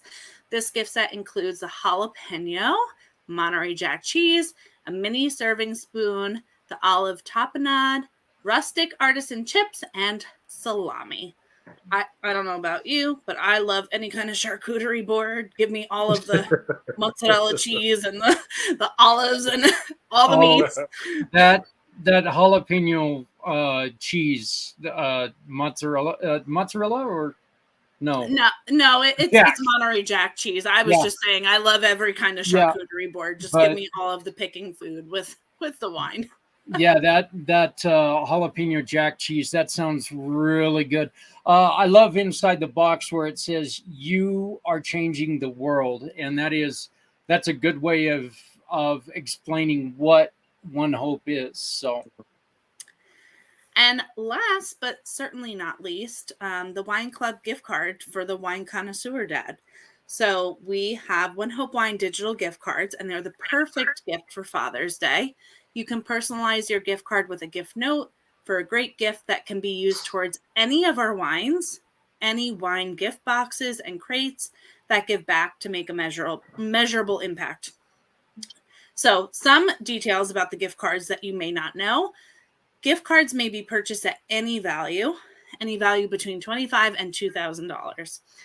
One Hope gift cards never expire, and they carry absolutely no fees. They're available for immediate delivery via email, so electronically, or what I love is that you can actually schedule them to be delivered by a certain date. If there's a special occasion and you're like, oh, you know what? Let me just do this now, have it delivered for Father's Day. You can set it up in the system that way when you place your order, that it will be electronically delivered for Father's Day. Right. And that could be scheduled up to a year in advance, actually. So not just talking about Father's Day, but, going forward past this month, up to a year in advance, you can have them scheduled out. Wow, that's amazing. And they can only be bought through One Hope Wine, right?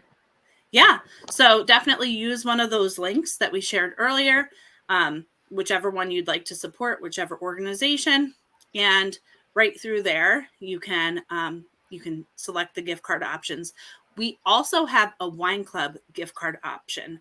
So you can purchase a wine club gift card for dad, and he can choose his favorites. This is another option now with the gift cards.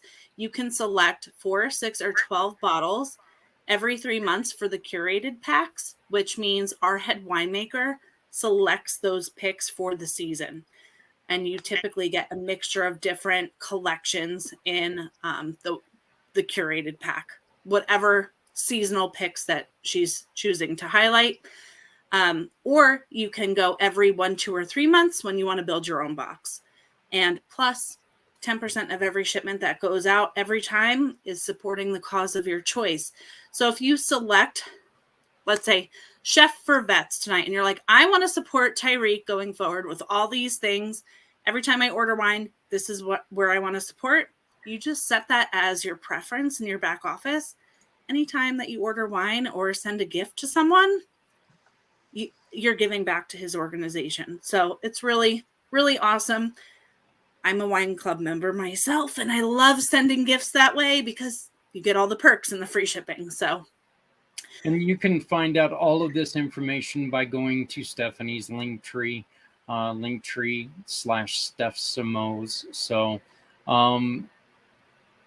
great job again. I just so much that you can do, and so much good that you get to do with it.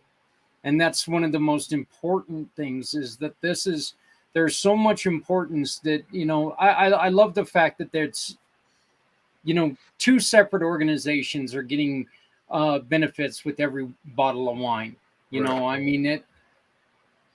Yeah. So through the One Hope Foundation, the main giving pillars are for clean water, ending hunger, health, and education initiatives.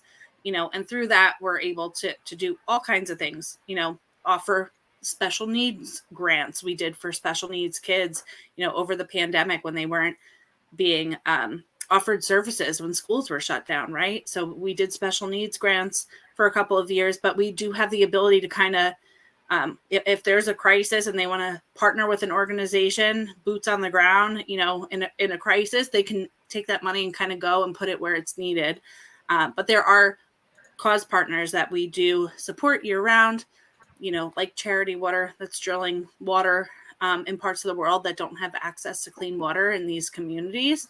Mm-hmm. So it's really incredible that you can open a bottle of bubbly and say, hey, I'm supporting Tyreek and this incredible, foundation all at the same time. And you're looking now at the Community Pay It Forward One Hope fundraiser. Just go to Facebook and you can find this. And if you come, you just scroll down this and you can see exactly how active Stephanie is with this. You can see the pizza pack here. You can see all of the slides that we went through. Whoa, that's a lot of pancakes. That was a breakfast board that we did over the weekend. Yeah. That was awesome. I see blueberries. I'm a happy guy. So if you're having trouble finding that Facebook page, though, if you go to my link tree, it is the first link right on top.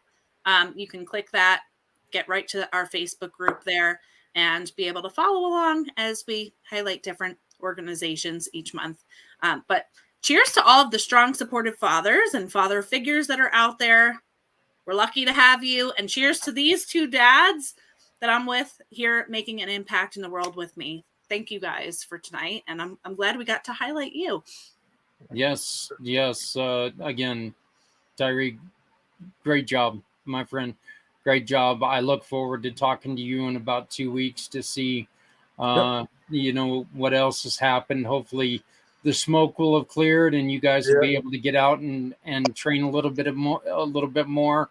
And let's work on maybe trying to get some kitchens in your area to help you out with food this Thanksgiving. Right. I think it's a great way to get them involved. But Stephanie, as always, thank you. You are looking for someone to help spread the wealth. You are looking for people to help you raise that $9.7 million.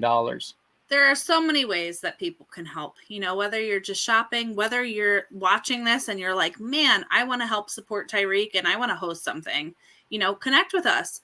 You can host an event and fundraise for him. So, you know, there's always shopping, there's always hosting, but I do this year round because I love that we have this platform and ability to be able to send out donation checks every single month for really important causes. And you get to choose where you want your donation to go and that's what I love the most. So, you know, turn your next wine party into something special with your friends. Yep. Right. You know, you can really make a huge difference and have one hell of a time doing it. So, but thank you. Well, to both of you guys, thank you so very much.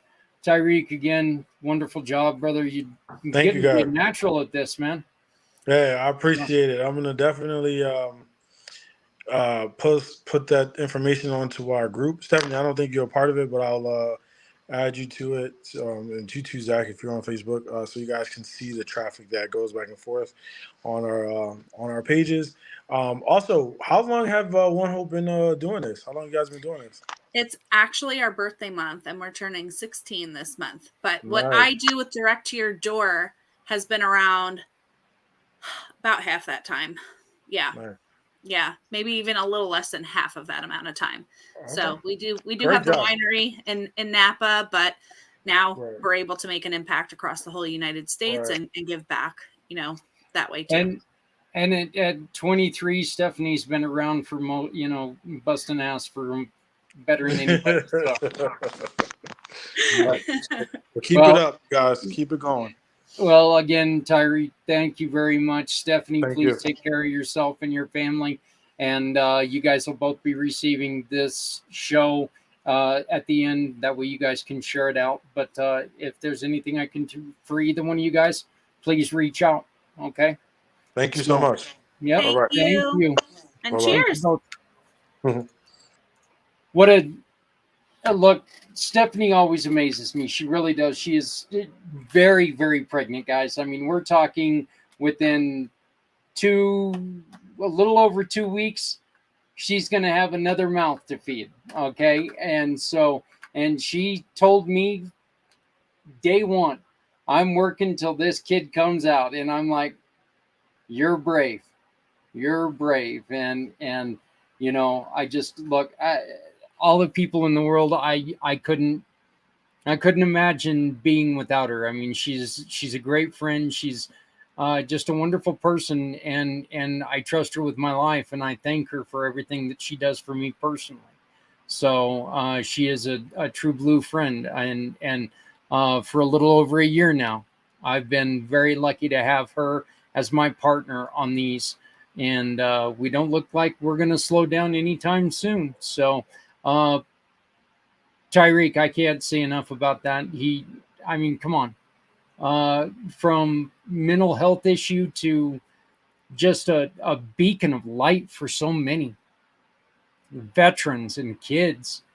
You know, those are two groups that it's hard to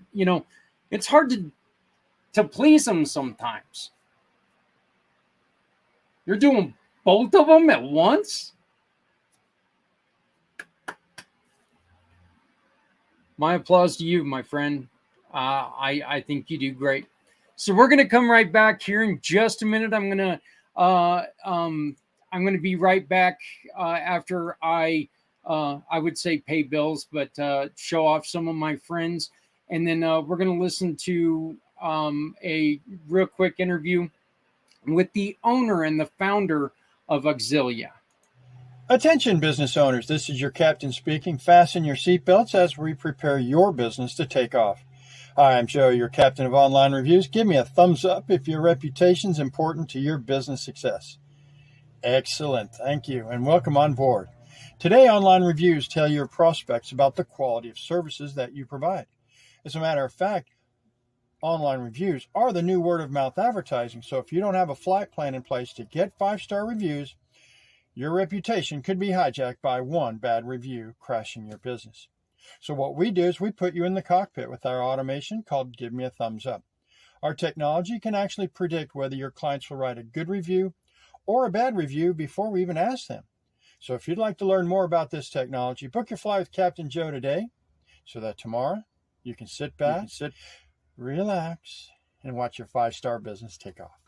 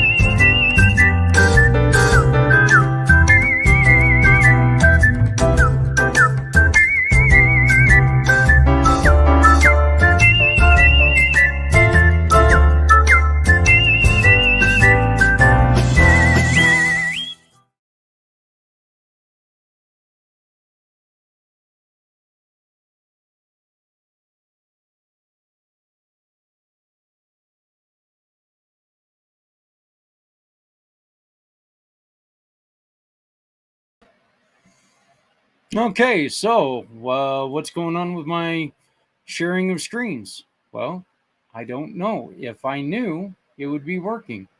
Wow, look at my mouse kind of tweaking out on me. Are you going to work? Here we go. Hey everyone, it's Zach Clayton. I'm here with a really great friend of mine, Steve Palick. He's been helping us for about 2 years ago is when we first met, right, Steve? That's correct, Zach. It's good to see you. Yeah, it's great to see you. And Steve is one of the busiest guys I know. And great thing is, I love it because you're in Denver. Steve, you created Auxilia. How did that process go? Yeah, so a lot of people don't know the story about me. I lost my brother a really long time ago to a rare disease, and one of the things, and always listening to my mom and dad about losing their son, that resonated with me is how community actually helped support my mom and dad back in the day. And instead of really wanting to honor my brother with a foundation in his name, I wanted to actually pull some people that I love and trust and respect, my partners here at Auxilia, create an organization that was giving back to all small and medium-sized nonprofit, community-driven nonprofits. And that to me was the best way to to really remember my brother and to support what I can do from a community perspective. It's been very difficult. It was a hard thing to create the company. You think you know what you're doing, and you just got to continue to make mistakes and try not to make the same mistakes time and time and again. Yeah, that is, I love the way that you said that because I've told everybody a long time. Matter of fact, I'm pretty sure I told you this, that, the first 5 years of the business, I tried to screw the company up as every way I could just to make sure that I was doing it the right way, and so, you had that growth period and you go from there. You have a wonderful, wonderful team throughout the country that really helps put everything together. Why don't you explain to us first what Auxilia is, and then give us the roles of the people throughout the country who everybody works with? Yeah, no, absolutely, Zach. We are by definition, we're a donation management software company, but we're so much more than that. I think that when you look at the competition, and there's a lot of great companies doing a lot of great things for nonprofits, I'm always a fan of anyone trying to help a nonprofit. Mm-hmm. The difference between us and Auxilia and everybody else is, frankly, we see ourselves as a partner to our nonprofit clients. It's not just, hey, you bought our software, good luck, hope it works out for you. It's actually giving you two dedicated people, giving you live bodies to answer your questions, giving you fundraising strategy, giving you a blueprint to be successful. Every nonprofit's a little bit different, and I think the nuance that every nonprofit has is so critically important to us. We are spread out. We are headquartered here in Denver, Colorado, the great state of Colorado, but we do have employees in California, Georgia, Ohio, and San Juan, Puerto Rico. The positions vary. I mean, again, we have sales, executive staff, and service here in Denver. We have a service office in San Juan, Puerto Rico. We do quite a bit for the Puerto Rican nonprofit community. We have some product and IT folks in Ohio. And then our fundraising strategists, our EDs, our former EDs, executive directors, one is in California and one is in Georgia. And it just works out great. Yeah, I know that we personally work side by side with Jessica and with Ayana, and they're both, if there's ever any questions, all I have to do is call on them and ask them any questions. But it doesn't matter if it's them or anybody else. Anytime I call you guys, there's always somebody who's willing to take and step up and step out. I know I had a question once with the way that one of my emails was looking. I didn't really like the way that it was looking, and your office took it and they said, well, let me try to do something. They took it and 15 minutes later, I got it back and it was set up perfectly. It was set up exactly like I like it. So I really like that, and very easy to work with. You yourself, very easy to work with. Plus you're just a great guy, and you like Dan Patrick. So, that's always something that I sit with. Auxilia, not only do you guys keep donations in order, but you guys also help with, as you mentioned, putting together fundraising events and putting together email blasts. One of your email blasts is one of the things that I utilize every week. Yeah, I think that again, a lot of nonprofits that are smaller are really cobbling it all together, and I get it. I understand it. You know, one of the things that I would tell your viewers and your listeners is simply this, right? Two of our partners, two of the founders of Auxilia, are former executive directors. They've walked a mile in or 1,000 miles in the shoes of executive directors, development directors. They've dealt with donors and grants and events, and most importantly, they've used a plethora of the software that's available to them. Well, again, as I said earlier, a lot of great companies doing a lot of great things, but at the end of the day, I don't really feel, and I'm biased because I'm the founder of Auxilia, but I really have not seen an organization put it all together as simplicity as we have. You know, simple, easy to use, but very intuitive, bringing back data points. So you're right. A lot of times what happens when we talk to a nonprofit, if they're using a competitor, they're still using 2 or 3 other programs like an Eventbrite to run their events or a MailChimp to do their email campaigns. Auxilia wanted to create something so simple to where if you want to do an email campaign, if you want to do social media, if you're running an event with tickets and registrations, you could do all of that through the Auxilia platform. I don't pretend to understand or know all the things that our competitors are doing. Again, great companies, great people. But it does appear that the modules and the technology that we've put together is much more simple and much more complete. We're one of the few, if not only, companies that allows you to post through social media directly through our site. That's a big deal for nonprofits. I hear this all the time, Zach. You know what, Steve, it's just me, or I have a couple of volunteers, or I have some part-time employees. I don't have the time. And so I use Excel to manage my donors. I use Eventbrite to manage my event. I use Hootsuite to manage my social media. Yep. I use MailChimp to manage my email. So if we can put a system together that is simple, and that puts all of those things, you can get rid of all of that and just do it within Auxilia, then that's a win for everybody, right? I think I always say this. I have been blessed to have met so many wonderful people in the nonprofit community, right? These are the people, like, again, I lost my brother a long time ago to a rare disease. We do a lot with rare disease nonprofits. You know, the missions are amazing. And that of all these individuals, and like you, it's people that have huge hearts, right? They have huge hearts. They want to make a difference in the community. But a lot of times, Zach, these individuals that have huge hearts have not run a nonprofit before. Right.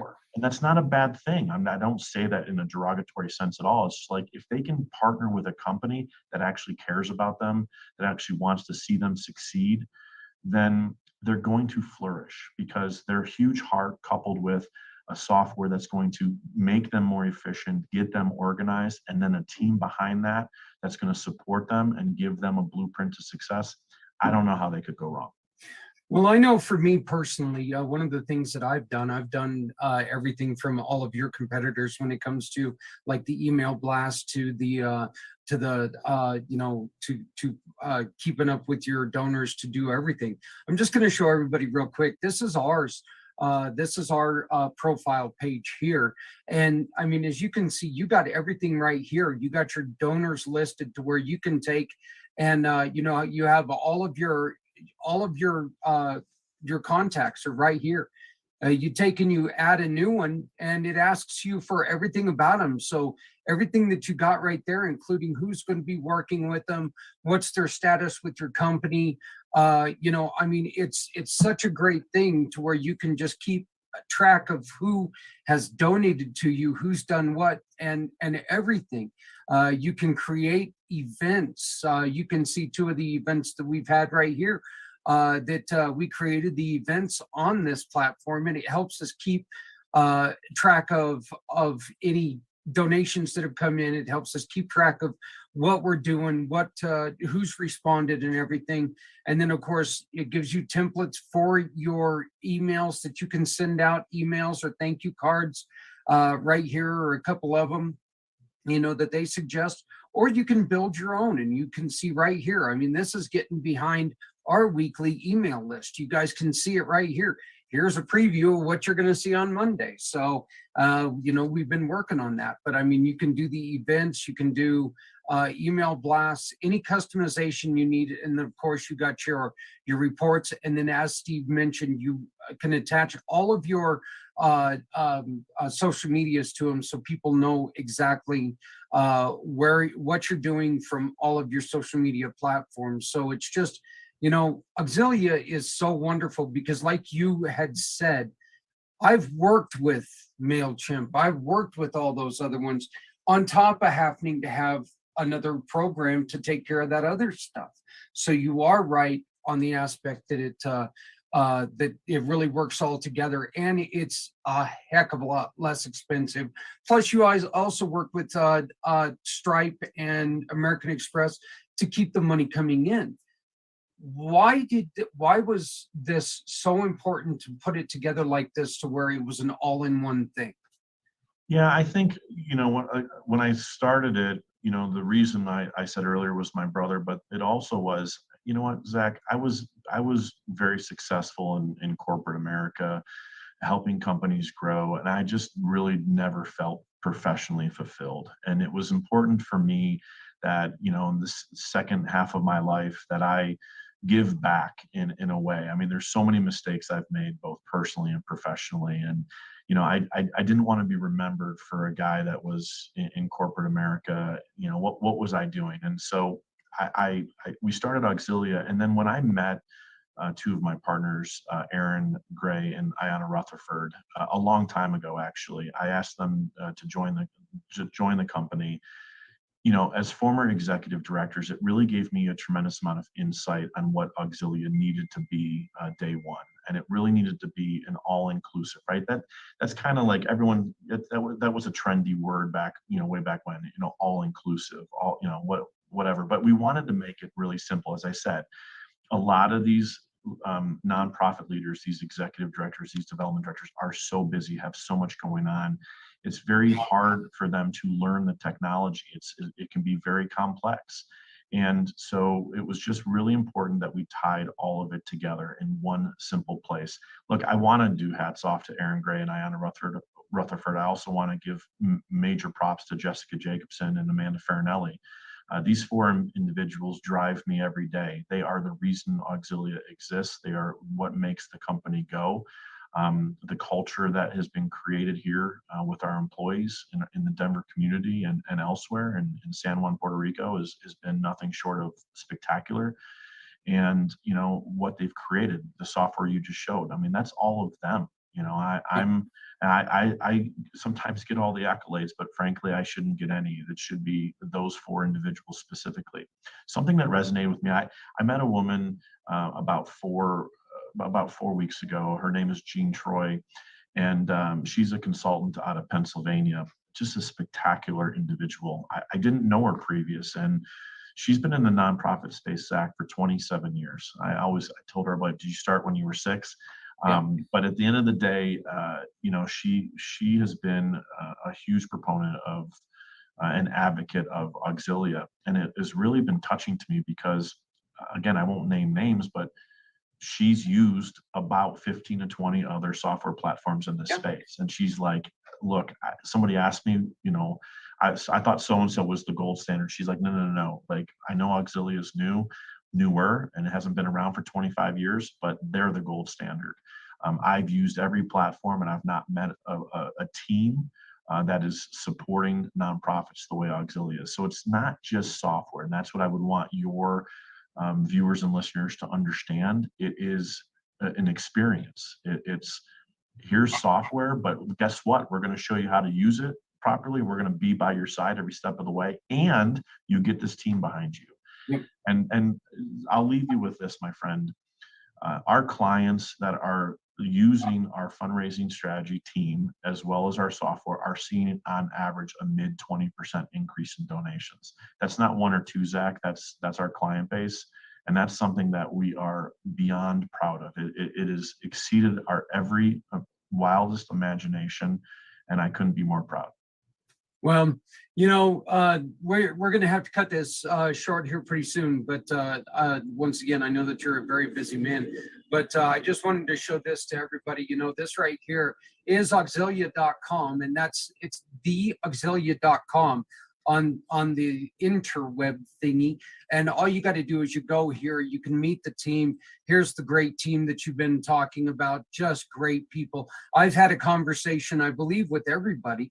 And more. Your assistant is a fantastic person, by the way. I love her hair. She's we keep talking about that, but your team is great. Everybody around you is great.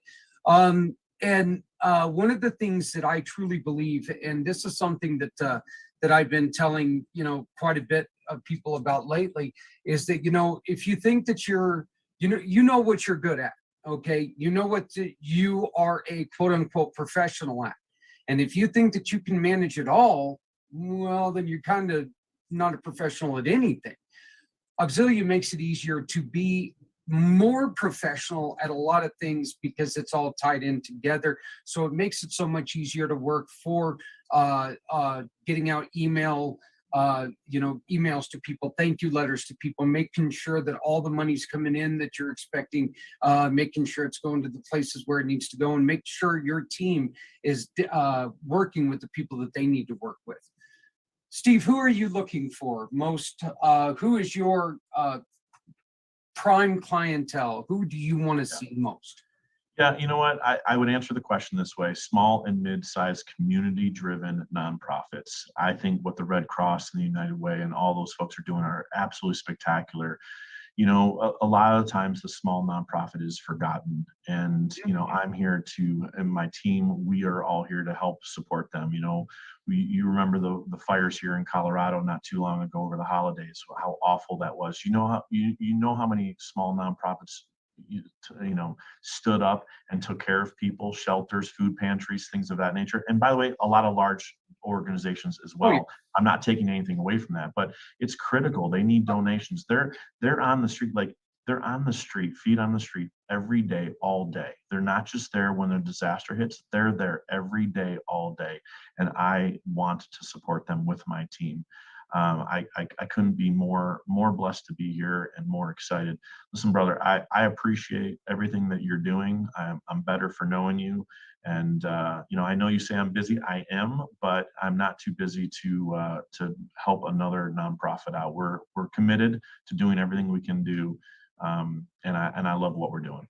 I absolutely agree with you, and I thank you so very much. One of the thing about the small to medium nonprofits that we love the most is the ones that are out there, feet on the ground, the ones that are out there handing out the sandwiches and the blankets and everything right there. It's not employees, it's the founders of these organizations that are out there, because we don't have time to go and hire, we don't have the resources to hire people to go do that stuff. We're the ones who are out there actually trying to meet people and do the good things, and that's one of the great things about the small to medium nonprofits. Steve, how do people get a hold of you, sir? Yeah, absolutely. So, they're on your screen. You certainly can go to www.auxilia.com. Listen, you can reach me at spalek, so my first initial S, Palek, Palek, at theauxilia.com as well. I will respond to everything. Look, in a world that needs a bunch of kindness right now, we've got a war going on. We've got a lot of bad things going on. We've got the infamous slap at the Oscars, my friend, right? All jokes aside, you're not going to find a more friendly, kind group. I'm so proud to lead my family here of employees. They are all family. We just are committed to helping nonprofits grow, and we will grind every day to make sure we do. Auxilia is a forever gold family. They're going to be with us they're with us now. They're going to be with us as long as this company's alive. And we absolutely love Auxilia. We use Auxilia. This is one of the things that you guys have helped us do many different things, and I appreciate your partnership. And it is a full partnership, but you just remember, and this is to all the nonprofits out there, if you guys need help keeping organized, this is the man to get a hold of. His team, Ayana, Jessica, Amanda, all of them. They're beautiful people. Everybody's so easy to work with. So just make sure that you reach out to them. If you need to get a hold of them, that can always also be found on our webpage, communitypayitforward.us. Just type in Auxilia and you'll find them. So Mr. Palick, I appreciate it. Long time coming. Finally got this done. I appreciate it, my friend. Thank you so much for joining me today. Thanks, Zach. We'll do it again soon. Take care. All right. Thank you very much. Have a great one. Thanks, brother. Who the hell was that guy with the long hair? What was that? Okay, so it was a day or two that I recorded that, but it was nonetheless very important. Auxilia is still a huge part of what we do. Everything from the email blasts to Footprints Forward. They help us with everything this company is. And I just cannot, if you run a nonprofit, give them a call. It's all I ask. Just give them a call. Instead of having 14 different things that you're paying for, pay for one and get all of it. It's worth your time. Just check it out. All right, everybody. That is about all the time that we've got for today. Once again, I want to thank Stephanie. Get a hold of her on her Linktree, Steph Samos. You can always go to our Facebook page. We showed you before. It's in the chat down below. And you can get a hold of me on my formycard.net or go to communitypayitforward.us. Please remember to love somebody out there because somebody out here loves you. Always, always, always remember that if you're not helping someone, you're hurting everyone. No one needs to go alone when we all come together. Please remember food, cold, hunger, all that stuff. If you don't have it, if you suffer from it, it kills us all. It doesn't matter if you're black, white, red, purple, orange with a yellow bouffant. I don't know. Look, we're humans. Let's take care of each other. We're all we got. So please make sure that you join us at 6 p.m. Eastern as we replay a lot of these interviews that we've been doing throughout the week. And join us Monday at 11 Eastern for Footprints Forward. Thank you all very much, and we will see you next week. Bye.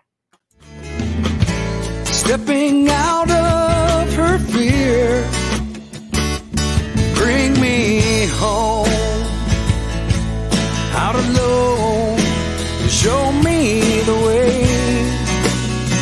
You wanna be a part of Sunset Boulevard.